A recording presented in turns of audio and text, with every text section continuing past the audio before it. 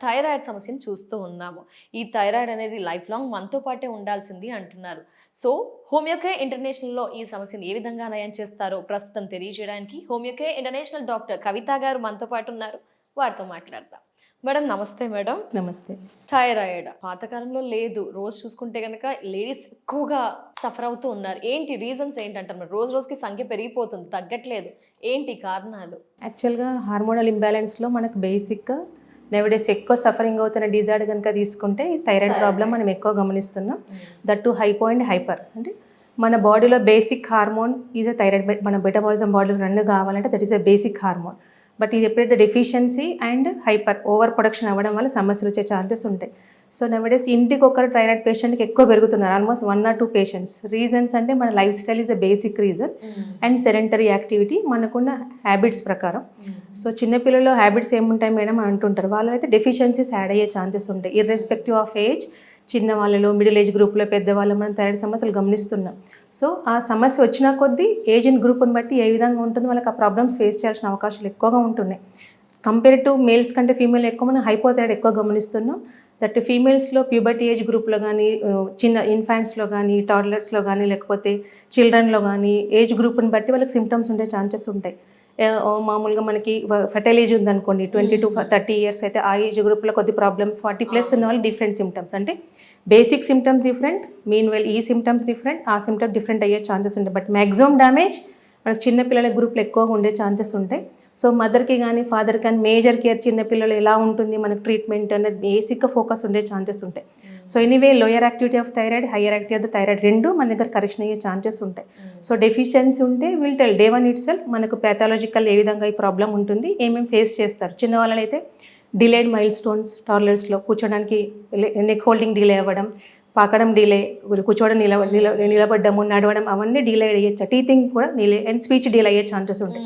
అలాంటి వాటిలో కూడా చాలామంది ఏమనుకుంటారు, హోమియో ప్రిస్క్రిప్షన్ వాడాలా వద్దా, స్లోగా పనిచేస్తుంది కదా అని అనుకుంటారు చాలామంది. నో, సపోర్టర్ అనేది 2 మెడికేషన్ వాడుతున్నా కూడా మనకి బేసిక్గా పెథలాజికల్లీ రివర్స్ చేసే మెడికేషన్ కాబట్టి హోమియోపతిక్ దట్టు మన దగ్గర ఉన్న unique medication world class homeopathy prescription the best option. Pathological reverse అయ్యే ఛాన్సెస్ ఉంటాయి.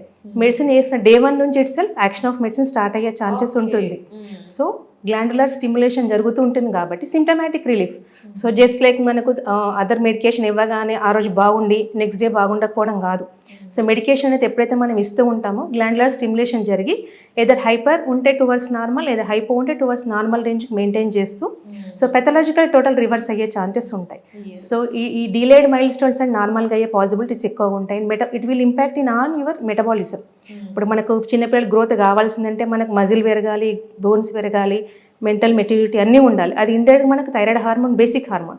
అక్కడ అన్ని డిలే అయ్యే ఛాన్సెస్ ఉంటాయి. Once you start our medication so completely it will become normal as a normal children ఏ విధంగా ఉంటుందో they won't differentiate. Then will tamper the doses also. In children also tampering of the doses కూడా ఉండే chances ఉంటాయి. కంప్లీట్గా recover అనే cases ఉన్నాయి. So in case of మనకి ప్యూబర్టీ ఏజ్లో అనుకోండి, మేజర్ మెచ్యురేషన్ టైంలో అయితే ఫీమేల్స్ కానీ మేల్స్ కానీ hormonal imbalances, secondary sexual character delay అయ్యే ఛాన్సెస్ ఉంటాయి. ఆర్ ప్రికాషన్స్ ప్యూబర్టీ అంటూ ఉంటాం. ఆ రెండు కూడా ఈవెన్ దో మేము ఆ మెడికేషన్ వాడుతున్నామండి బట్ స్టిల్ సేమ్ ప్రాబ్లం ఉంది అంటున్నారు. అలాంటి కేసెస్లో కూడా scope of homeopathy the best work out అయ్యే ఛాన్సెస్ ఉంటాయి. అంటే హైట్ గ్రోత్ కానీ, సెకండరీ సెక్షువల్ క్యారెక్టర్ గ్రోత్ కానీ అన్నీ నార్మల్గా అవడంతో పాటు ప్యూబర్టీ నార్మల్గా మెయింటైన్ అవ్వడంతో పాటు డిలేడ్ ప్యూబర్టీ లేకుండా, ప్రికాషన్స్ ప్యూబర్టీ లేకుండా హెల్తీ పరంగా నార్మల్గా అయ్యే ఛాన్సెస్ ఉంటాయి. అప్పుడు కూడా మన ట్యాంపరింగ్ ఆఫ్ డోసెస్ ఇప్పుడు డిఫరెంట్ డోసెస్తో వస్తుంటారు పేషెంట్. కొంతమంది 50 mcg, కొంతమంది 100 mcg, కొంతమంది 125 mcg. But still they are suffering with similar symptoms of the thyroid. వాడుతున్నానండి బట్ సేమ్ ఇవన్నీ నాలో ఉన్నాయంటారు. సో అక్కడ మీకు సిమ్టమాటిక్ రిలీఫ్తో పాటు రివర్సిబుల్ ఆఫ్ పెథాలజీ కరెక్షన్ అయ్యే ఛాన్సెస్ ఉంటాయి. వాళ్ళు ఎంత ఎర్లీగా వస్తారో వాళ్ళకి అంత మ్యాక్సిమం బెనిఫిట్స్ అయ్యే ఛాన్సెస్ ఉంటాయి. Thank you so much madam. నమస్తే. సో ఇయర్స్ చూసాక థైరాయిడ్కి సంబంధించి హోమియోకేర్ ఇంటర్నేషనల్లో మంచి ట్రీట్మెంట్, హోమియోపతి ట్రీట్మెంట్ అందిస్తా అంటున్నారు. రిజల్ట్ ఖచ్చితంగా ఉంటుంది, హ్యాపీగా ఇంటికి వెళ్తారు అంటున్నారు. స్క్రీన్ పై నెంబర్ ఉంది కదా, కాల్ చేసి డీటెయిల్స్ తెలుసుకోండి. నమస్తే.